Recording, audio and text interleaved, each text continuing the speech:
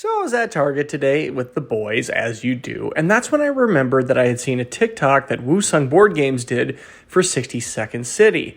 It looked really cool, and it was only 18 bucks. Quick plug for Target. If you got one near you, check them out. They have really upped their board game collection lately. It's actually surprising what they carry. But okay, I want to talk about 60 Second City. So this is an exclusively two-player game, and it's meant to be played in exactly 60 seconds, repeated over a number of rounds. The first cool thing here is that there's an actual wooden board with these little upstanding ridges. They serve as a way to lock these tiles into the board. Now these are 2 wide and like 1 tall. And they've got a little gap in the middle you can see here, so they sit snugly. Now I'm going to dance a pretty fine line here because I want to talk about the components, but also temper that with the fact the game costs $18. One example is that a handful of the pieces are going to have some kind of leftover production crud inside the gap. It'll stop them from actually sitting on the map. So take your standard issue gaming knife and clean it out. No big deal.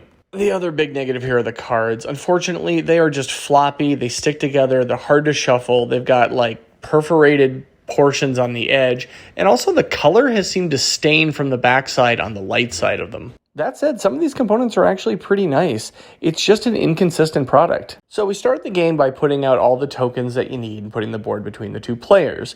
Then we're going to flip over 5 goal cards. These are the things we're going to be going for during the 60 seconds. And finally, we roll the dice to determine the coordinates of where we're going to put some pollution. There'll be 3 of them on the board to begin with. The game starts by timing yourself 60 seconds, and each player picking up 1 tile at a time and placing it on the board. Now, the tile has to be played kind of orthogonally adjacent to City Hall or one of the previously played pieces. Once you pick up a piece, you have to play it, and then you just keep going, one after the other. Now, the patterns you're going for can be pretty simple, like match a specific pattern. Maybe it's a cross or a square. You can also be going for neighboring goals, like certain parks have to be by certain buildings, or a certain type of building has to be along the border. Or you can be going for block zones, which are basically contiguous lines of either 1 or 2 types of buildings. Scoring any of these can have an ancillary benefit of removing pollution, and they normally don't come off the board between rounds.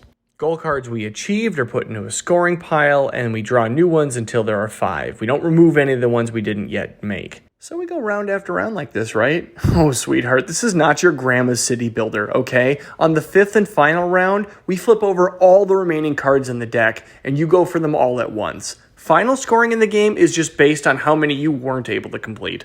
For those incredibly sexy couples looking for a little more spice in their life, there's an event deck that you can optionally include and puts in some pretty hefty restrictions round after round. You know what I think? I don't think you can ever have enough good 2-player games. And at $18, it's definitely worth picking up. Plus, it's fun.